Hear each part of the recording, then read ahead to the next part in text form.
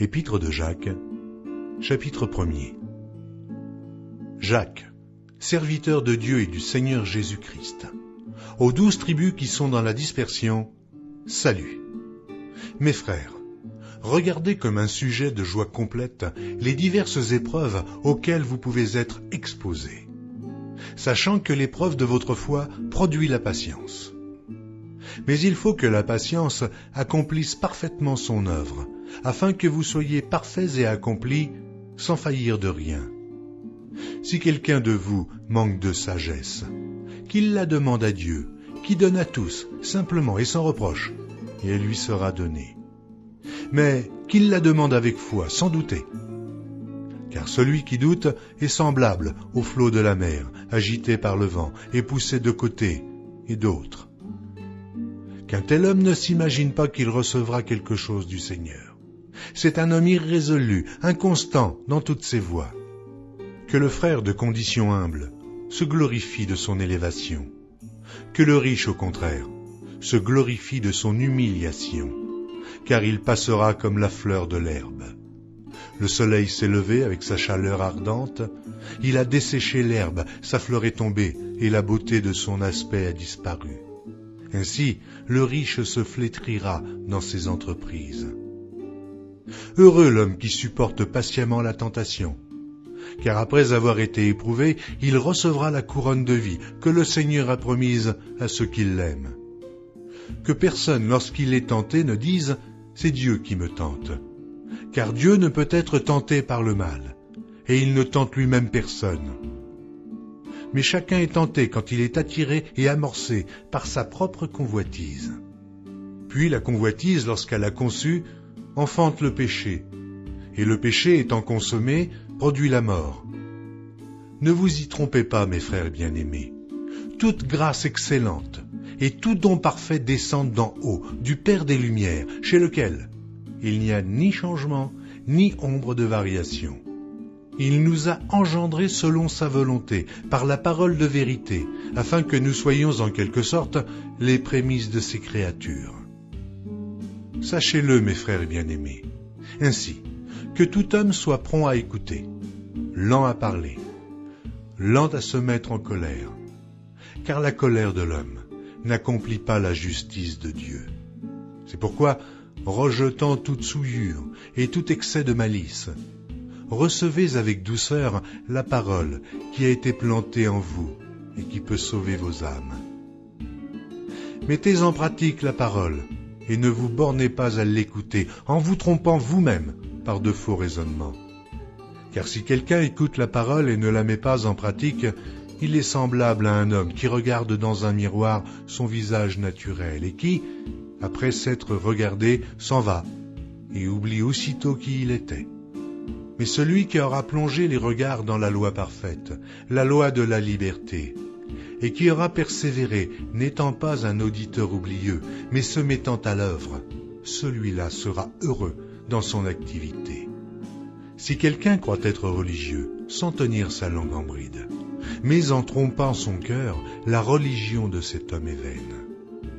La religion pure et sans tache, devant Dieu notre Père, consiste à visiter les orphelins et les veuves dans leur affliction et à se préserver des souillures du monde. Épître de Jacques, chapitre 2. Mes frères, que votre foi en notre glorieux Seigneur Jésus-Christ soit exempte de toute acception de personne. Supposez en effet qu'il entre dans votre assemblée un homme avec un anneau d'or et un habit magnifique, et qu'il y entre aussi un pauvre misérablement vêtu. Si, tournant vos regards vers celui qui porte l'habit magnifique, vous lui dites « Toi, assieds-toi ici à cette place d'honneur. » Et si vous dites au pauvre « Toi, tiens-toi là debout, ou bien assieds-toi au-dessous de mon marchepied. » Ne faites-vous pas en vous-même une distinction ? Et ne jugez-vous pas sous l'inspiration de pensées mauvaises ? Écoutez, mes frères bien-aimés, Dieu n'a-t-il pas choisi les pauvres aux yeux du monde pour qu'ils soient riches en la foi et héritiers du royaume qu'il a promis à ceux qui l'aiment ? Et vous, Vous avilissez le pauvre. Ne sont-ce pas les riches qui vous oppriment et qui vous traînent devant les tribunaux? Ne sont-ce pas eux qui outragent le beau nom que vous portez? Si vous accomplissez la loi royale selon l'Écriture, tu aimeras ton prochain comme toi-même, vous faites bien. Mais si vous faites exception de personne, vous commettez un péché, vous êtes condamnés par la loi comme des transgresseurs. Car quiconque observe toute la loi, mais pêche contre un seul commandement, devient coupable de tous.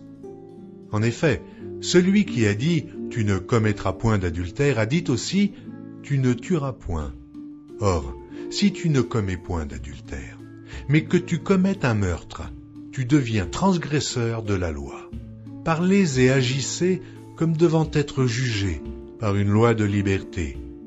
Car le jugement est sans miséricorde pour qui n'a pas fait miséricorde. La miséricorde triomphe du jugement. Mon frère, que sert-il à quelqu'un de dire qu'il a la foi s'il n'a pas les œuvres? La foi peut-elle le sauver? Si un frère ou une sœur sont nus et manquent de la nourriture de chaque jour, et que l'un d'entre vous leur dise « Allez en paix, chauffez-vous et vous rassasiez », et que vous ne leur donniez pas ce qui est nécessaire au corps, à quoi cela sert-il? Il en est ainsi de la foi, si elle n'a pas les œuvres. Elle est morte en elle-même. Mais quelqu'un dira, toi tu as la foi, et moi j'ai les œuvres. Montre-moi ta foi sans les œuvres, et moi, je te montrerai la foi par mes œuvres. Tu crois qu'il y a un seul Dieu, et tu fais bien. Les démons le croient aussi, et ils tremblent. Veux-tu savoir, ô homme vain, que la foi sans les œuvres est inutile? Abraham, notre père, ne fut-il pas justifié par les œuvres lorsqu'il offrit son fils Isaac sur l'autel? Tu vois que la foi agissait avec ses œuvres, et que par les œuvres, la foi fut rendue parfaite. Ainsi s'accomplit ce que dit l'Écriture. Abraham crut à Dieu, et cela lui fut imputé à justice, et il fut appelé ami de Dieu. Vous voyez que l'homme est justifié par les œuvres, et non par la foi seulement. Rahab, la prostituée, ne fut-elle pas également justifiée par les œuvres lorsqu'elle reçut les messagers et qu'elle les fit partir par un autre chemin? Comme le corps sans âme est mort, de même, la foi sans les œuvres est morte. Épître de Jacques, chapitre 3. Mes frères, qu'il n'y ait pas parmi vous un grand nombre de personnes qui se mettent à enseigner, car vous savez que nous serons jugés plus sévèrement. Nous bronchons tous de plusieurs manières. Si quelqu'un ne bronche point en parole, c'est un homme parfait, capable de tenir tout son corps en bride. Si nous mettons le mors dans la bouche des chevaux pour qu'ils nous obéissent, nous dirigeons aussi leur corps tout entier. Voici, même les navires, qui sont si grands et que poussent des vents impétueux, sont dirigés par un très petit gouvernail au gré du pilote. De même la langue est un petit membre, et elle se vante de grandes choses. Voici comme un petit feu peut embraser une grande forêt. La langue aussi est un feu, c'est le monde de l'iniquité.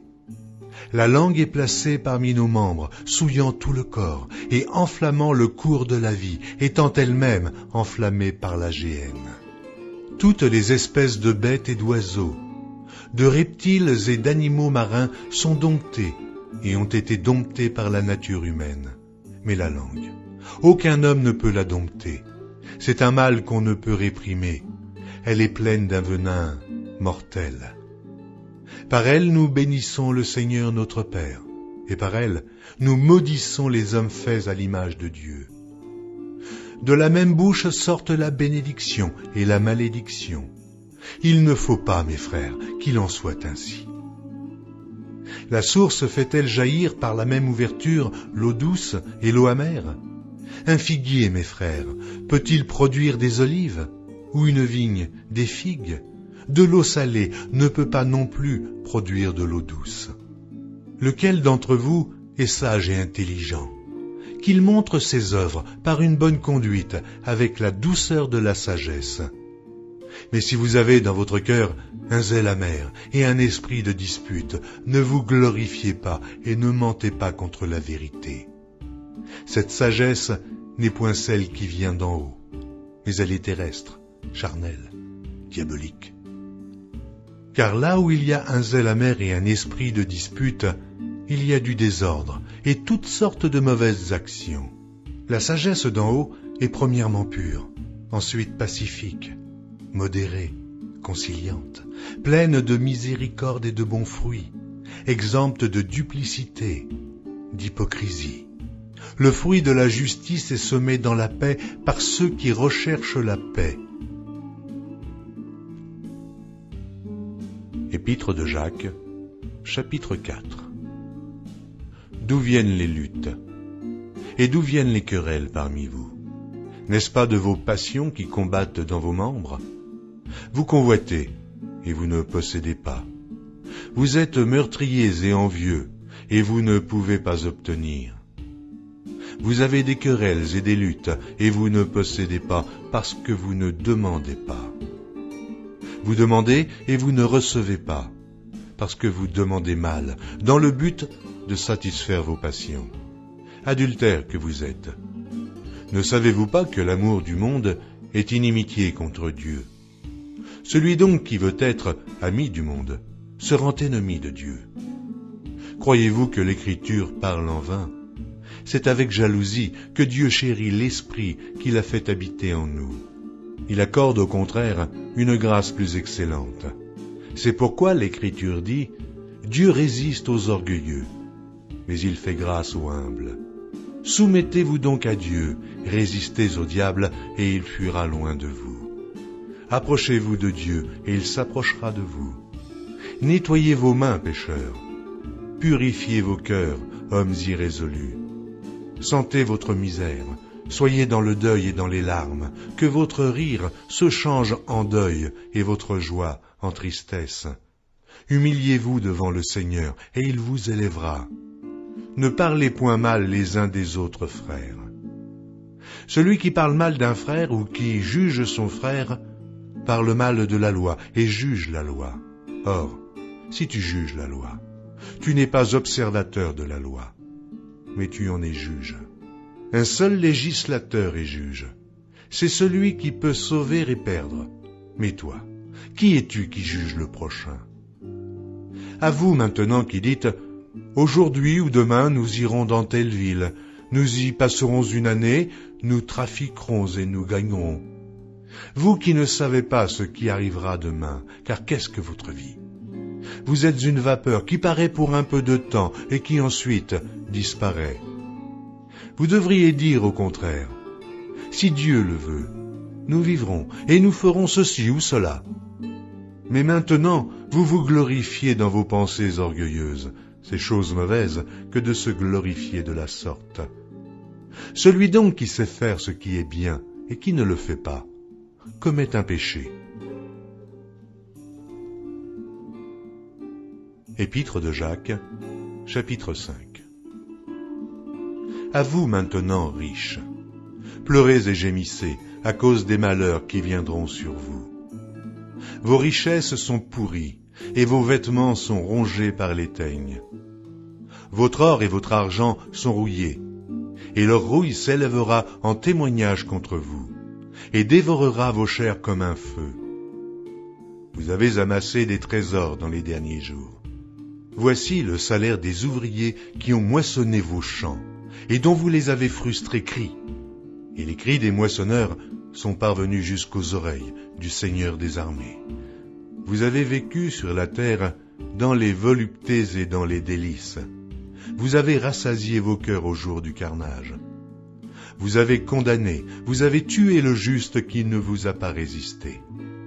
Soyez donc patients, frères, jusqu'à l'avènement du Seigneur.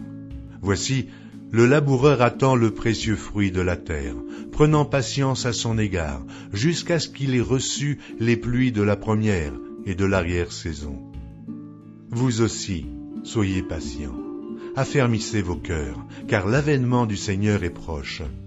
Ne vous plaignez pas les uns des autres, frères, afin que vous ne soyez pas jugés. Voici, le juge est à la porte. Prenez, mes frères, pour modèle de souffrance et de patience, les prophètes qui ont parlé au nom du Seigneur. Voici, nous disons, bienheureux ceux qui ont souffert patiemment. Vous avez entendu parler de la patience de Job, et vous avez vu la fin que le Seigneur lui accorda, car le Seigneur est plein de miséricorde et de compassion. Avant toute chose, mes frères, ne jurez ni par le ciel, ni par la terre, ni par aucun autre serment, mais que votre oui soit oui, et que votre non soit non, afin que vous ne tombiez pas sous le jugement. Quelqu'un parmi vous est-il dans la souffrance? Qu'il prie. Quelqu'un est-il dans la joie? Qu'il chante des cantiques. Quelqu'un parmi vous est-il malade? Qu'il appelle les anciens de l'Église, et que les anciens prient pour lui, en loignant d'huile au nom du Seigneur. La prière de la foi sauvera le malade, et le Seigneur le relèvera, et s'il a commis des péchés, il lui sera pardonné. Confessez donc vos péchés les uns aux autres, et priez les uns pour les autres, afin que vous soyez guéris. La prière fervente du juste a une grande efficacité. Élie était un homme de la même nature que nous.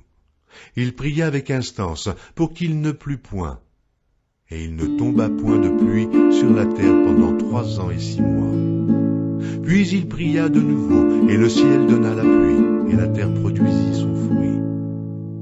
Mes frères, si quelqu'un parmi vous s'est égaré loin de la vérité, et qu'un autre l'y ramène, qu'il sache que celui qui ramènera un pécheur de la voie où il s'était égaré sauvera une âme de la mort, et couvrira une multitude de péchés.